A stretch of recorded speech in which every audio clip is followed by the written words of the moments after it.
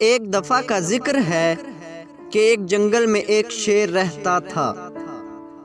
ایک دن وہ شیر سو رہا تھا کہ اچانک ایک چوہا وہاں آ گیا اور شیر کے بالوں میں گھس کر کھیلنے لگا۔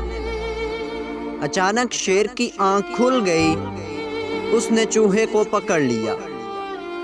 چوہا ڈر گیا، وہ شیر سے منت کرنے لگا کہ مجھے چھوڑ دو، میں آئندہ ایسا کبھی بھی نہیں کروں گا۔ شیر کو اس پر رحم آ گیا، اس نے چوہے کو چھوڑ دیا۔ چوہا جاتے جاتے شیر سے کہنے لگا، میں اس کا احسان بدلہ ضرور دوں گا۔ شیر ہنس پڑا۔ ایک دن کچھ شکاری جنگل میں آ گئے، انہوں نے جال ڈال کر شیر کو پکڑ لیا۔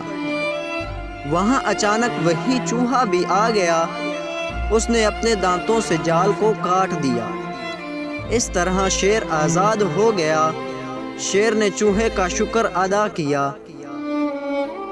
چوہے نے کہا، کوئی بات نہیں، ایک دن آپ نے میری مدد کی تھی اور آج میں نے آپ کی مدد کر دی، اس میں شکریہ کس بات کا؟